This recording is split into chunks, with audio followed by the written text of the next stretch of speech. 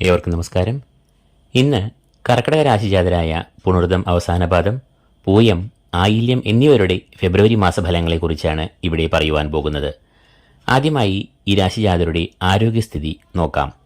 ഇവരുടെ അഷ്ടമാധിപതിയായ ശനി അഷ്ടമത്തിൽ നിൽക്കുന്ന കാലമാണ് ഇത് ആരോഗ്യത്തിന് പുഷ്ടി, രോഗങ്ങളിൽ നിന്ന് മുക്തി, സൗഖ്യം, സന്തോഷം എന്നിവയെ വരുത്തും.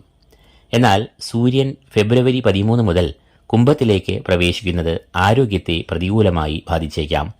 ഫെബ്രുവരി 13 മുതൽ ശനി സൂര്യ സംയോഗം വരുന്നതിനാൽ ഒരു കരുതൽ ആരോഗ്യകാര്യങ്ങളിൽ വേണം. വാഹനമോടിക്കുമ്പോഴും മറ്റും നല്ല ഏകാഗ്രതയും ശ്രദ്ധയും പുലർത്തുക. രണ്ടാമതായി, കുടുംബജീവിതം. ഈ രാശിജാതരുടെ 7ാം ഭാവാധിപനായ ശനി 8ാം ഭാവത്തിലാണ് നിൽക്കുന്നത്.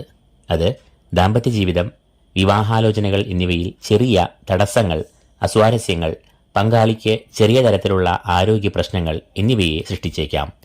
എന്നാൽ ശുക്രൻ, കുജൻ എന്നീ ഗ്രഹങ്ങൾ മാസത്തിന്റെ പകുതിയോടെ 7ൽ പ്രവേശിക്കുമ്പോൾ സൗഖ്യം, ക്ഷേമം, പ്രണയസാഫല്യം എന്നിവ ഉണ്ടാകും. അതിനാൽ ആദ്യ 2 ആഴ്ചകളിൽ നല്ല മനസ്സംയമനം പാലിച്ച് പരസ്പരം നന്നായി പെരുമാറുക.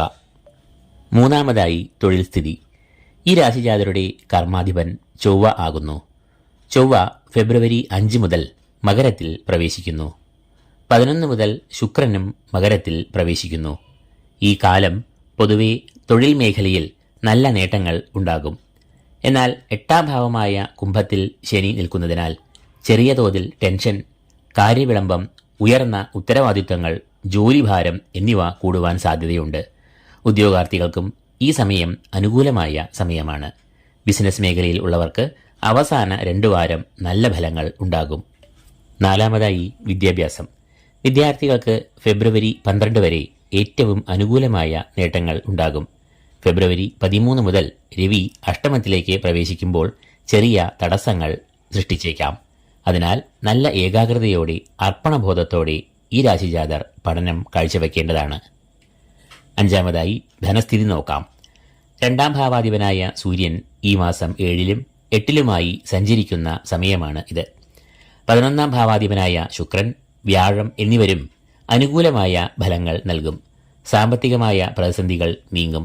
രവി ഫെബ്രുവരി 13 മുതൽ അഷ്ടമത്തിലേക്ക് പ്രവേശിക്കുന്നതിനാൽ സാമ്പത്തിക കാര്യങ്ങളിൽ മിതത്വം, അച്ചടക്കം എന്നിവ പാലിക്കേണ്ടതുണ്ട്.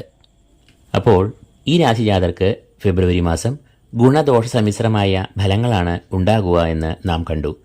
രവി ഫെബ്രുവരി 13 മുതൽ അഷ്ടമത്തിലേക്ക് പ്രവേശിക്കുമ്പോൾ ഉണ്ടാകുന്ന ശാരീരിക വൈഷമ്യങ്ങൾ അകലാൻ ഈ രാശിജാതർ ഭഗവാൻ പരമശിവനെ നന്നായി ആരാധിക്കണം.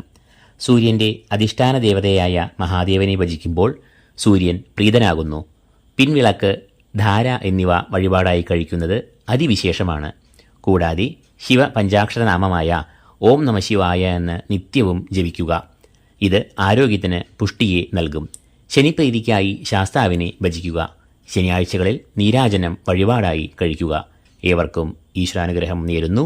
നന്ദി, നമസ്കാരം.